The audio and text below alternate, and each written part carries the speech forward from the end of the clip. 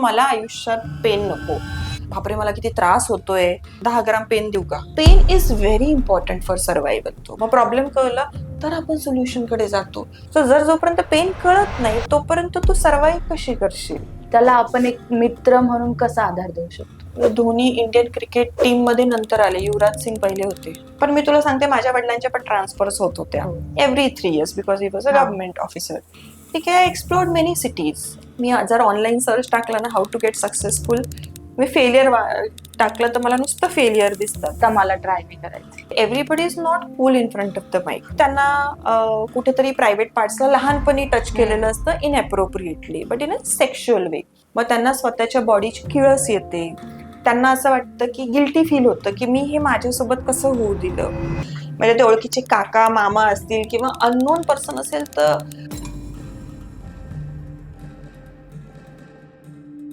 Hello everyone, so dino टॉक्सच्या नवीन एपिसोडमध्ये तुमचं सर्वांचं स्वागत आहे. मी बाक्षी, आजची होस्ट, आणि आपल्यासोबत आहेत नाशिकचे famous psychiatrist doctor Swati Chavan ma'am. Welcome ma'am. Thank you Bakshi. So आजचा पॉडकास्टचा टॉपिक आहे आपला पेन. प्रत्येकाच्या लाईफमध्ये पेन असतो, आणि पेन तुम्ही कसं एक्सप्लेन करणार?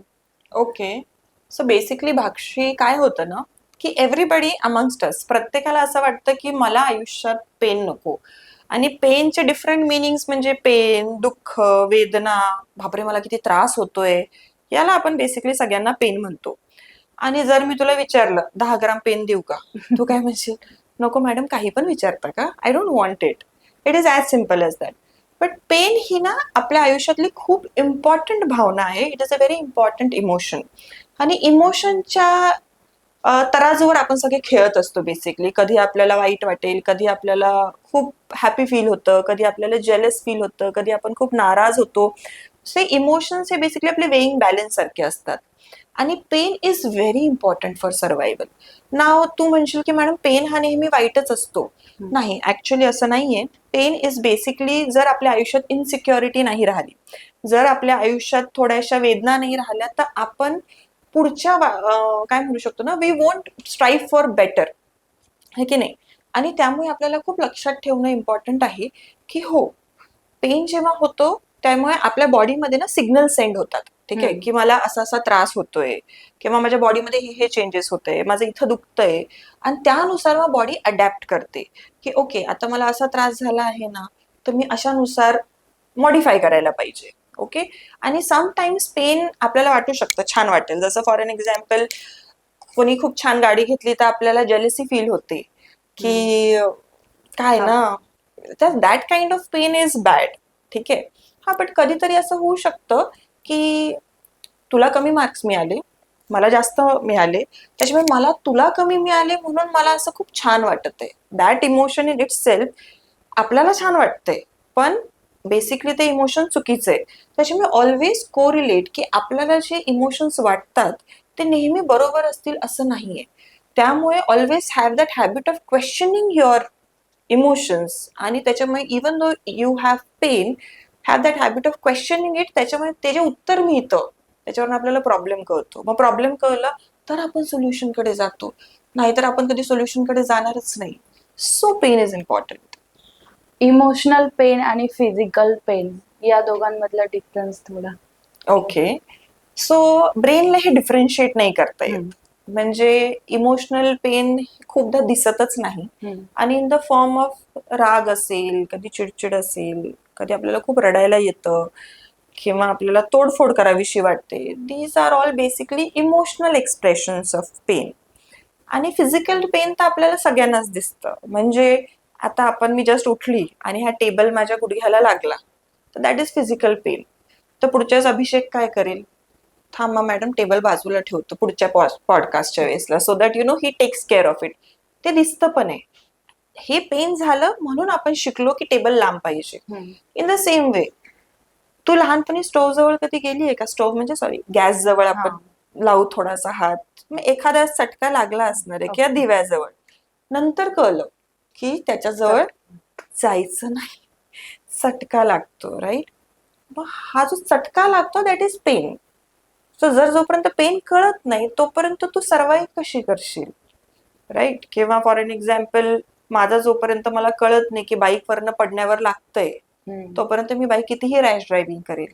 So pain is important. आता हे फिजिकल पेन्स आहेत. Emotional pain is also important.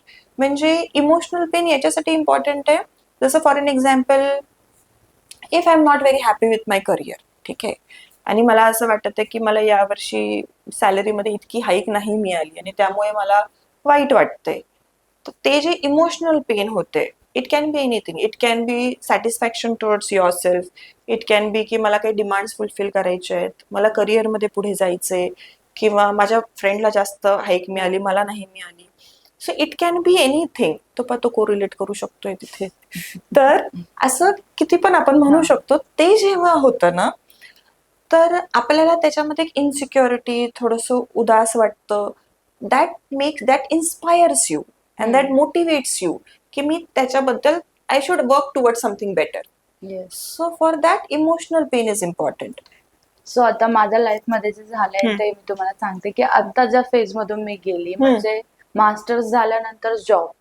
हा. सो असं पण झालं आहे की जे टॉपर्स असतात, हो. सो त्यातली माझी एक फ्रेंड आहे हा. जी लहानपणापासून ती खूप, म्हणजे तिचं ना जागा चेंज होत राहिल्या एज्युकेशनसाठी.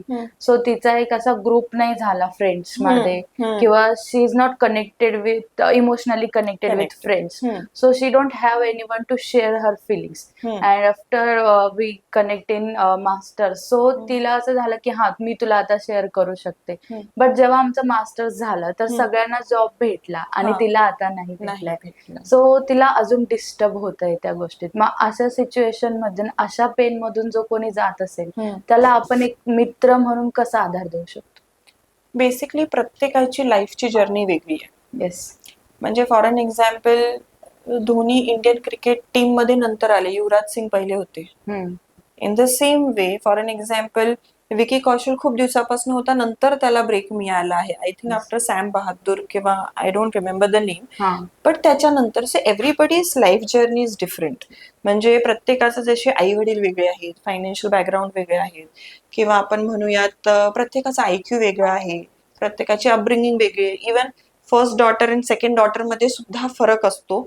तसंच सेम वे मध्ये आपल्या आयुष्याच्या यशाच्या ग्राफमध्ये सुद्धा फरक राहणार आहे. And it will depend on the choices you make. ठीक आहे, जसं तुझी मैत्रीण आहे, तू म्हणाली की तिला वेगवेगळे ग्रुप्स झाले आणि त्याच्यामुळे तिला फ्रेंड्स कनेक्ट नाही करता आले. That is the negative part. She is seeing it as the painful thing. पण मी तुला सांगते, माझ्या वडिलांच्या पण ट्रान्सफर्स होत होत्या every 3 years because he was a government officer.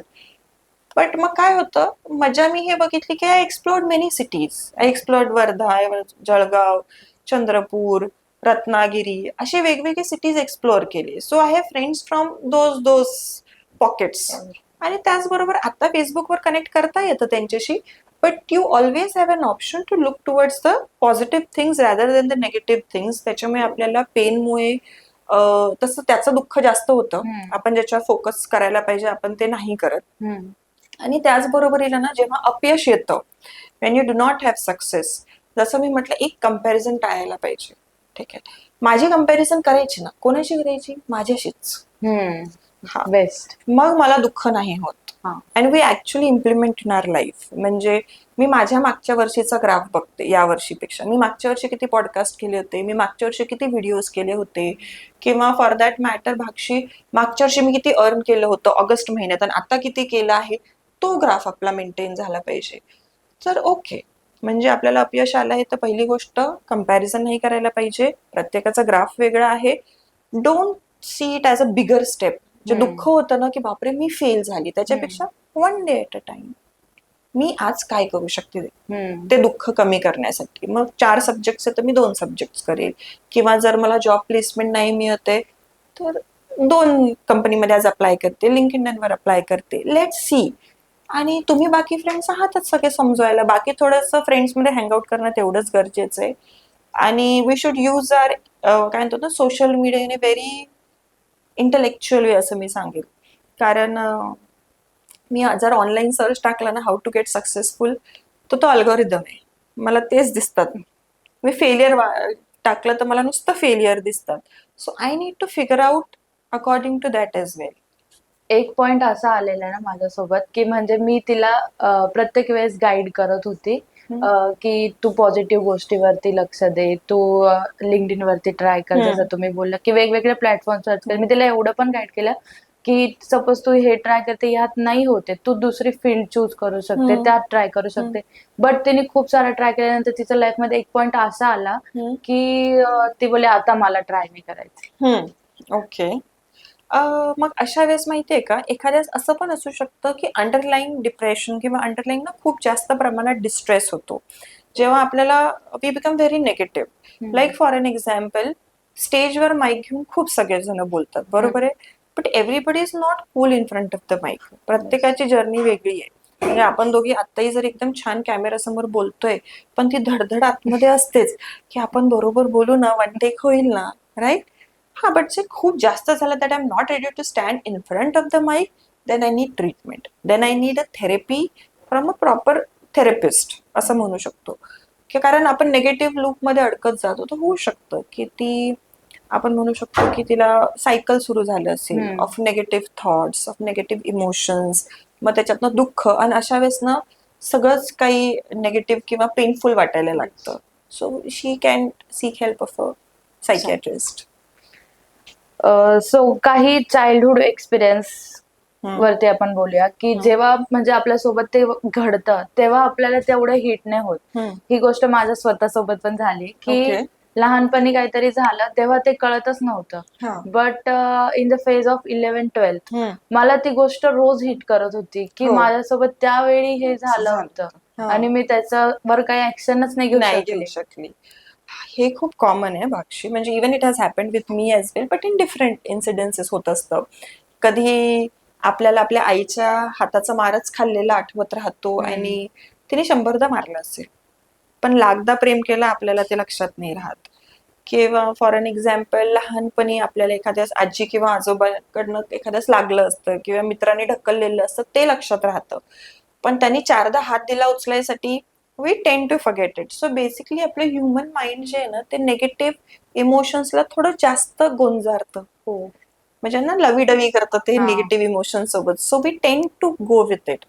आणि आजकाल तर माझ्याकडे जवळपास 14 पण नाही म्हणता येणार, 17 ते 21 वर्षाच्या मुली येतात, जेव्हा बेसिकली रिलेशनशिप्स तर 12 पासूनच सुरू होतात, बट स्टील 17-18ला व्हेरी मेच्युअर, थोडेसे आणखी त्यांच्या हिशोबाने मेच्युअर रिलेशनशिप असते. तर कधी कधी त्यांना कुठेतरी प्रायव्हेट पार्ट्सला लहानपणी टच केलेलं असतं inappropriately, but in a sexual way.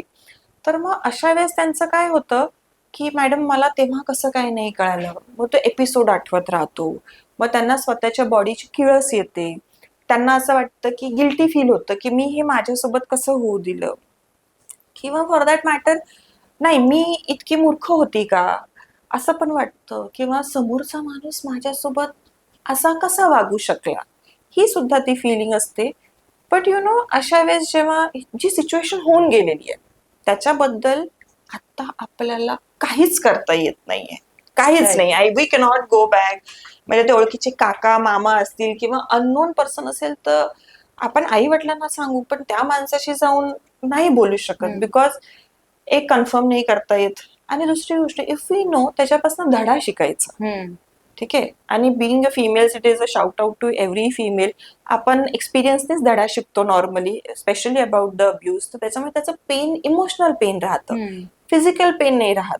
तर त्याच्यामुळे 17 ते 21 वर्षाच्या वयात ना मुली येतात आणि म्हणतात, मॅडम आम्हाला आत्ता कळतं आमच्यासोबत काय झालं होतं, कळायला पहिलेच होतं, पण आता त्याचा त्रास होतो की ती व्यक्ती माझ्यासोबत कशी वागली होती. पण माझं म्हणणं याच्यामध्ये स्वतःला दोष देऊन दुःख करण्यात काही उपयोग नाहीये. I would say accept yourself the way you are. ठीक आहे, मला कळत नव्हतं किंवा मी अशी कशी, मी इतकी भोळसर होती का. Even sometimes we blame our parents as well, आणि त्याचं दुःख वेगळं होतं. मग त्यामुळे हे असं ब्लेम गेम न करता एक्सेप्ट युअर सेल्फ. मी असं नाही म्हणत की आपण सिच्युएशन एक्सेप्ट केली पाहिजे, नाही, सिच्युएशन किंवा इन्सिडेंट एक्सेप्ट नाही करायचंय, but yes accept yourself. आणि मला असं वाटतं की let go of the things, learn from it, आणि आता पुढे काय करायचं. याच्याबद्दल आपण जास्त विचार करायला पाहिजे. सो तुम्ही जे बोलल्या त्यातलंच माझ्यासोबत झालं होतं की Okay. मला जेव्हा म्हणजे मी लहान मला जेव्हा ते झालं ना हम्म, ते मला काहीच लक्षात नाहीये. हम्म. बट जेव्हा मी 11th-12th मध्ये मला रोज रात्री ते आठवायचं आठवायचं. आणि त्या प्लेसला मी नंतर परत गेली पण गेली. नाहीये. हम्म. बट मला नंतर असं वाटतं ना आता की ठीक आहे माझ्यासोबत झाला ते मी या पुढच्या जनरेशन मध्ये तेवढे केअर घेईन की मी ही गोष्ट तर नाही होऊ नाही देणार होऊ आहे. देणार. बट मला मधून मधून असं वाटतं की त्या व्यक्तीला आपण काही अपोजच नाही करू शकलो असं का. आणि आता वेळ निघून गेली आणि माझ्या सोबत असं म्हणजे झालेलं आहे की हम्म, जे जे व्यक्ती असे होते ना की हम्म. ह्या गोष्टी होऊन गेल्या पास्ट मध्ये. हम्म. सो मी आता जेव्हा फ्लॅशबॅक मध्ये किंवा माझ्या समोर येतात त्या व्यक्ती तर हम्म. त्या व्यक्तींचा ना खूप साऱ्या गोष्टी निगेटिव्ह झाल्या ऑलरेडी. Okay. सो मला असं फील होतं की मी नाही करू शकली बट ऊपरवाल्याने कर कर दिया दिया है. हो, तसं होतं actually. Sometimes we don't have to do anything, we just have to wait and watch. So ते मी येस. केलंय. पेन किंवा दुःख आयुष्यात एक आवश्यक भाग आहे पण एकमेकांना ते एक्सेप्ट करणं कठीण जातं याबद्दल तुम्ही काय सांगा. ओके. आता बेसिकली काय होतं ना, की आपण जेव्हा पेन बद्दल बोलतोय तर प्रत्येकाचा रिस्पॉन्स टुवर्ड्स पेन हा वेगवेगळा राहतो. आता पेन जसं मी सुरुवातीला बोलली की कोणालाच पेन नको असतो आयुष्यात, नेव्हर, नोबडी वॉन्ट्स इट. सगळ्यांना असं वाटतं की नको, मला पेन नकोच आहे. पण प्रत्येकाला पेन होणार आहे का आयुष्यात? येस. प्रत्येकाचा रिस्पॉन्स वेगवेगळा आपापल्या पर्सनॅलिटीनुसार होणार आहे. ठीक आहे. जसं आता तू तुझं एक्झाम्पल दिलं, मी सांगते 100 पैकी 95 or 99 females must have suffered the same incident more or less. ठीक आहे. मग त्याच्यामध्ये काय होतं ना, की पण प्रत्येक जणाला तोच सेम त्रास होतोय का? नाही होत आहे. बिकॉज आपल्या पर्सनॅलिटी वेगळ्या आहेत. आता पर्सनॅलिटी वेगळ्या म्हटल्यावर काही लोक असे असतात जे खूप जास्त लहानपणी ना त्यांना तो तुझं ओपिनियन नाही द्यायचं, आपण असं बोलायचं नसतं, नाही तर फ्रेंडशिप तुटून हा. जाईल किंवा लोक काय म्हणतील, किंवा फॉर दॅट मॅटर तू लहान आहे, तुला समजत नाही. मग त्याच्यामध्ये जे इमोशनल पेन असतं ते लहानपणी ना आतमध्ये साठून साठून हे बेसिकली नंतर इमोशनल बॅगेज अडल्टहूड मध्ये येतं, म्हणजे आपण जेव्हा मोठे होतो. आणि याचा इफेक्ट ना मग आपल्या रिलेशनशिप्सवर, आपल्या कलिग्सवर, आपल्या वागण्यामध्ये, आपल्या वावरण्यामध्ये दिसतो. राईट. तर असे जे लोक असतात ना त्यांना काय वाटतं, नको दुसऱ्याला हर्ट करायला.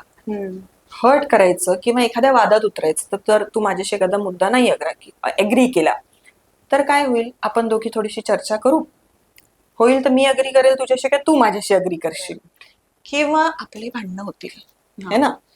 पण मग उद्या जर मी ठरवलं की नको, मला भाक्षीशी वादच नाही घालायचे का, because I do not want to hurt her, तो हर्टचा प्रॉब्लेम नाहीये, पण मला ज्याच्यामुळे जे दुःख होणार आहे मला ते सहन नाही करायचं. It is not about you actually, it is about me. माझी तयारी नाहीये की भाक्षी अपसेट झाली तर मी भाक्षीला पूर्ण परत खूप म्हणवू शकेल किंवा समजवू शकेल, आणि मला ते हेडेक नकोय असंही पकड, अदर एंड ऑल्सो. त्याच्यापेक्षा मग मला ते दुःखच नकोय. अशी एक पर्सनॅलिटी असते. आणि दुसरे असतात जे खूप ओव्हर आयडेंटिफाय करतात पेनला. Like for example this will happen very commonly in the Gen Z relationship, even for that असं काही मिलेनियल्स मध्ये पण होतं. बट माझं तुझ्याशी भांडण झालं, मला राग आला आणि मी माझ्या पार्टनरलाच मेसेज टाकला, खूप वाईट असं आहे, तू तुला समजत नाही का, मला फोन नाही करायचा, असं असं blah blah. And when I reach home he is like what happened, आणि मी उत्तर देते मग, नाही माझा फक्त ना मूड खराब झाला होता, माझं भाक्षीचे भांडण झालं होतं, मला नाही बोलायचंय तुझ्याशी. आणि ठीक आहे ना, एखाद्याच राग आला तर मेसेज केला तर काय झालं. Now see, there is no logic की मी तुझा राग त्याच्यावर काढेल, दॅट इज डिस्प्लेसमेंट. किंवा तू माझ्याशी नीट नाही केलं ना म्हणून मी अशी वागते, but I am not taking responsibility of my responses. Right. तर पेन जे काही होणार आहे तुम्हाला हे तुम्हीच चॉईस करता. हा, म्हणजे दिस इज व्हेरी डीप मिनिंग. लोकांना असं वाटतं की हा त्रास देतो, तो त्रास देतो, अलाउ करतोय आपण, but it is not about कोणी त्रास देते. इट इज अबाउट की तुझी काय सहन करण्याची कॅपॅसिटी आहे त्याच्यावर. आणि तिसरा पार्ट एक असा असतो काही लोकांचा जे पेनला खूप ग्लोरिफाय करतात, की स्पेशली अबाव 50, भाई ग तुझं किती, माझं किती दुखतं ना, माझं किती बापरे माझी कंबर दुखते, माझा मुलगा माझ्याशी असाच वागतो, डॉक्टरनी असंच म्हटलंय, आणि त्यांना ते सांगण्यात ना एक अभिमान असतो की आमचं किती दुखतं. तर basically they are glorifying the pain, they are playing the victim role, आणि हे फिमेल्स मध्ये जास्त दिसतं आणि त्याच्यामुळे त्यांना सिंपती मिळते पूर्ण. बट आर दे विलिंग की आपण पेन म्हणजे जो प्रॉब्लेम आहे किंवा जे काही दुःख आहे त्याच्यावर सोल्युशन फाइंड आउट करायचं का नाही. त्यांना सोल्युशन नकोय, त्यांना फक्त हो बाई तुला किती त्रास होतोय, तू किती सहन केलंय, तो विक्टिम रोल प्ले करायचं असं होतं. त्याच्यामुळे आपल्याला पेन बद्दल ना, it is not just a negative feeling, it is just very important learning lesson for us. आणि पेन हा आपण चॉईस करतोय, it is not someone is giving us, it is the choice which we make. आणि pain होणं थोडं important पण आहे असं मला वाटतं, कारण की त्यातूनच आपल्याला शिकायला भेटेल आणि पुढे आपण त्या गोष्टींमध्ये परत नाही अडकणार. Yes, very true. सो काही काही गोष्टी अशा झाल्या आहेत की त्यामधून आपण आता थोडं कॉन्फिडंट फील होतं की अभी इतना पेन तो झेल लिया है, आगे और और अच्छा हो कर सकता लेंगे, है. हाँ अच्छा हो सकता है. सो आतापर्यंतच्या डिस्कशन मध्ये आपल्याला एवढं तर समजलंय, पेन पेक्षा आपण त्याला कसं रिस्पॉन्ड करतो हे जास्त महत्वाचं आहे. सो नेहमी जे म्हणतात नो पेन नो गेन, यावरती तुमचं काय म्हणणं काय आहे? खूपच छान प्रश्न विचारला. म्हणजे आता मला सांग भाक्षी, तुला आयुष्यात काय पाहिजे? I know. हे काय असं होतं मलाच का क्वेश्चन विचारताय?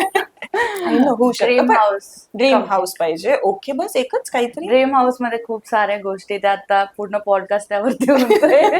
ओके फार्म हाऊस त्याच्या मिडलला. ओके, फार्म हाऊसच्या मिडलला. ओके, आणखी करिअर छान पाहिजे, येस, पार्टनर चांगला पाहिजे. ऑफकोर्स. ऑफकोर्स, म्हणजे nothing is sed and done असं येते. दुसरं, पॅरेंट्सनी पण खूप सपोर्टिव्ह राहायला पाहिजे. ही जी सगळी टीम आहे डायनोग्राफिक्सची खूप मोठी झाली पाहिजे, राईट ना? सगळे असं खूप छान छान व्हायला पाहिजे. बट माहितीये का, हे आन्सर प्रत्येकाचं जवळपास सेम आहे. ठीक आहे, म्हणजे प्रत्येकाला पार्टनर छान पाहिजे, सुंदरच पाहिजे. कोणी असं म्हणत नाही की मला वाईट पार्टनर पाहिजे दिसायला, की मला भांडकुदळ बायको पाहिजे, असं कोणीच नाही म्हणणार आहे. मला करिअर खूप छान पाहिजे, किंवा मला घर पाहिजे, पैसा खूप पाहिजे, करिअर खूप छान व्हायला पाहिजे, हे सगळेच जण म्हणतात.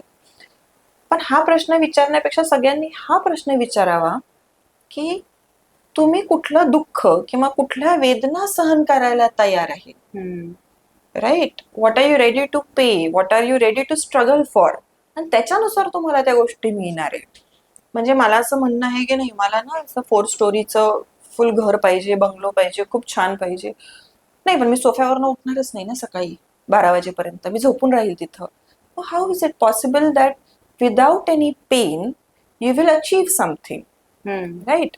त्यामुळे काय होतं ना की पेन, जसं आपण म्हणतोय, it can come in different form. म्हणजे आता आपण सगळे ऑफिस कल्चर आहे आता सगळीकडे, आणि आपण ऑफिसमध्ये जेव्हा जातो तेव्हा ना आपल्याला असं वाटतं की एखाद्यासोबत ना पार्शियलिटी होते, है ना, आणि एखाद्यासोबत होत पण असेल. बट जर 100 लोक आहेत तसे, तर प्रत्येकासोबत पार्शियलिटी नाही होत, राईट?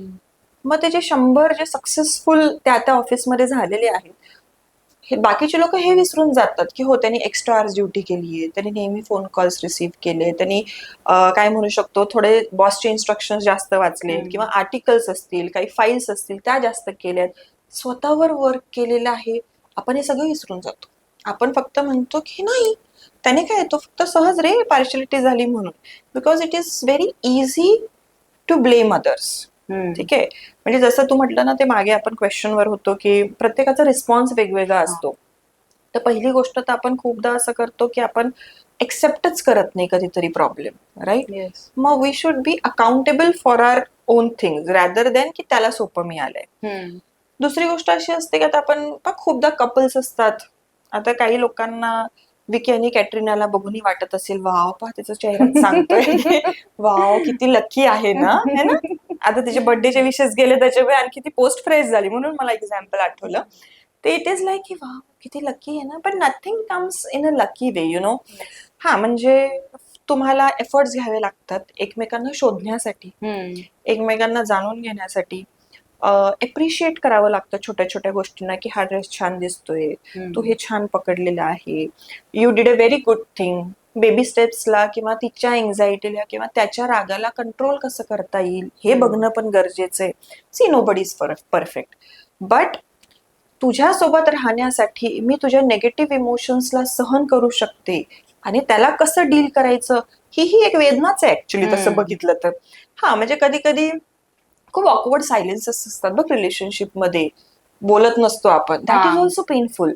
बट हो, माझी ती तयारी आहे ते फेस करण्याची, माझी ती तयारी आहे माझ्यामध्ये स्वतःमध्ये थोडा बदल करण्याची, का रिलेशनशिपच्या बेटरमेंटसाठी. आणि हा जेव्हा बदल घडतो तेव्हा वेदना होतात ना, राईट. म्हणजे एखादा बॉयफ्रेंड खूप पंक्च्युअल असेल, 10 म्हणजे 10ला यायचं, पण तिला सवय नाहीये ना, मग ती थोडी 10 मिनिटं लेट येते. तो कोणासाठी नाही सहन करत, फक्त तो तिच्यासाठी सहन करतो. मग ही पण त्याची वेदनाच आहे. त्याने त्याचा पेन थ्रेशोल्ड वाढवलाय का तिच्यासाठी. त्याच्यामुळे आणि खूपदा लोक काय करतात, जेव्हा रिफ्ट होते किंवा जेव्हा पेन तयार होतात रिलेशनशिपमध्ये, सुरुवातीला सगळंच गुलाबी गुलाबी असतं, नंतर एफर्ट्स नाही घ्यायचे, मग रिलेशनशिप्स ब्रेकअप होतात. म्हणजे आपण म्हणतो ना की लकी आहेत हे लोक, that is basically they have, काय म्हणतात ना, आपण असं म्हणू शकतो की त्यांनी ते पेन सहन केले आणि मग ते सुंदर झाले. किंवा for that matter Dhurandhar movie बघितला, रणवीर सिंग आवडला किंवा छावामध्ये आपला विकी कौशल आवडला, yes. But what we need to understand is की त्यांनी ते 2 वर्ष दुसरं काहीच नाही केलंय. मग फिजिक असेल, स्वीट्स नाही खायचं असेल, जिम असेल, आपल्याला 1 तास जिम साठी होत नाहीये. म्हणजे even for the audience which we are talking about right now, नाही होते आपल्याकडनं. आणि ती व्यक्ती फॅमिलीपासून दूर असेल, वेगवेगळ्या ठिकाणी शॉर्ट्स असेल, आणि इतकं ट्रॅव्हलिंग जरी करायचं म्हटलं आपण तर 3 दिवस ट्रॅव्हल करतो आणि म्हणतो ओ माय गॉड मी थकली, आता मला ब्रेक हवाय. So they have poured that pain, they have endured. म्हणजे त्यांनी ते वेदना शारीरिक असतील, मानसिक असतील, स्वीट कंट्रोल करायचं म्हटलं सुद्धा वेदनाच आहे ही एका प्रकारची. अग्री हा. तर त्यामुळे हे जर जेव्हा आपण सगळं सहन करतोय, तर ते जे सहन करणं असतं that is basically negative emotion which is pain. पण त्याच्यातनं खूप कालांतराने आपल्याला पॉझिटिव्ह रिझल्ट मिळतात. वैभव सूर्यवंशी, राईट. आता वैभव सूर्यवंशी सगळ्यांना आवडतोय आणि सगळ्यांचं काय म्हणणं आहे, काय टॅलेंटेड पोरगा आहे, काय टॅलेंटेड पोरगा आहे. म्हणजे आता जितकेही बघतायत मला सांगा, आपल्या घरात पण 15 वर्षाचे भरपूर टॅलेंटेड पोर आहेत, पण ते जे टॅलेंटेड पोर आहेत ते काय करतायत, काही नाही. आपल्यापैकी खूप सारे जण व्हिडिओ गेम्स खेळत असतात आपली मुलं, किंवा बाहेर जाऊन कॅफेवर बसतात. काही जण आजकाल गर्लफ्रेंड किंवा रिलेशनशिपचा ट्रेंड आहे, काही लोक त्याच्यात आहे. पण तो वैभव सूर्यवंशी सकाळी उठून नेट प्रॅक्टिस करतो 5 आणि 6 वाजता, 14 वर्षाचा मुलगा आहे. कसं शक्य? त्याच्यासाठी ते कठीण आहे तसं बघितलं तर. म्हणजे बाकीच्या गोष्टी कुठल्याच नाही करायच्या, फेम हँडल करायचं त्या वयात. इव्हन तेवढा पैसा मिळाला तर लोक काही चांगले असतात, तर काही आपल्याबद्दल बघण्याचा ऍटिट्यूड सुद्धा वाईट होतो. तर त्याच्यामध्ये सुद्धा लोकांचा ऍटिट्यूड बदलत जातो, ते सुद्धा पेन आहे. तो ते सहन करतोय 14 वर्षाचा मुलगा, त्याच्यानंतर त्याला सक्सेस मिळते. So it is important. आपण म्हणतो ना की मला खूप फुलपाखरू सारखं सुंदर व्हायचंय, एकदम सुंदर. हो, बट ते फुलपाखरू जेव्हा असं म्हणू शकतो की बाहेर यायला बघतं त्याच्या कोशातनं किंवा ककून मधनं, तो 1-2 आठवडे त्याच्या ककून मध्ये असतो, ठीक आहे. आणि मी ककून बाहेरनं फोडलं असं आणि ठीक आहे जा तू उठ, असं होत नाही त्याचं. बाहेरून फोडून चालत नाही. म्हणजे बाहेरच्याचे प्रयत्न किंवा बाहेरच्यांनी केल्याने ना आपण कधी सक्सेसफुल नाही होत. The pain has to come from within. The pain तुम्हाला सहन करण्याची शक्ती आहे. म्हणजे त्याच्या पंखांमध्ये इतकी ताकद तयार होते की ओके आता मी हे ककून फोडू शकतो, मगच ते फुटतं आणि मग ते सुंदर फुलपाखरू उडायला लागतं. आपल्या आयुष्यात पण सेमच आहे. आपण पहिले छोटीशी हेच असतो ककून मध्ये, पण त्या ककून मधून तुम्ही मेहनत करून, सिन्सिअरिटी असेल, तुमचा प्रामाणिकपणा असेल, डेडिकेशन असेल, कन्सिस्टन्सी असेल, हे सगळे फॅक्टर्स आपण जेव्हा बघतो, आणि ते गंमत नसते रोज उठून तेच काम करायचं, but it gives you a result. But इतक्या सगळ्या वेदना सहन केल्यानंतर, म्हणून मग असं म्हणतात की नो पेन नो गेन. तुम्हाला पेन सहन करणंच आहे. आणि मला असं वाटतं that is worth it. But sometimes प्रत्येकाचा वेट वेगळा असतो. जसं तुझ्या मैत्रिणीचा wait it might be 3 years, एखाद्याचा 3 महिने असेल. But pain more or less everybody has to suffer. म्हणजे पेन ऍट द एंड आपल्याला स्ट्रेंथ पण देत आहे. येस, पेन कडे आपण एक नेगेटिव्ह इमोशन न बघता it is a useful emotion needed for survival and it teaches us. आपल्याला ते शिकवत असतं दरवेळेस. या अँगलने जर बघितलं ना तर एक आपला ॲटिट्यूड चेंज होतो आयुष्याकडे बघण्याचा. दुसरं असं म्हणू शकतो की माझी जी मेथड असते ना, मला सेल्फ पिटी, आपल्याला का सगळ्यांना दया करे, बिचारी मी, माझ्यासोबत किती वाईट झालं, हा ॲटिट्यूड न ठेवता ओके, हे मला दुखतंय, हा प्रॉब्लेम होतोय, याच्यावर हे सोल्युशन आहे. आपल्याला तो ग्राफ मग आपल्या आयुष्याचा वरती जातो इन एनी वे. फॅमिली असेल, करिअर असतील, फायनान्सेस असतील, रिलेशनशिप्स असतील. पण देन पेन है तो लाईफ है तो पेन है. सो आजच्या पॉडकास्ट मधून आपल्याला कळालं आहे की पेन सोबत आपण कसं डील करणार आहे. पण अजून आपण मॅमला जाऊ नाही देणार आहे. आपण अजून एक पॉडकास्ट मॅम सोबत घेऊ आणि नेक्स्ट आपला टॉपिक जो आहे problem solving. Yes. So ma'am आपल्याला त्यासाठी पण गाईड करतील. So see you in next one.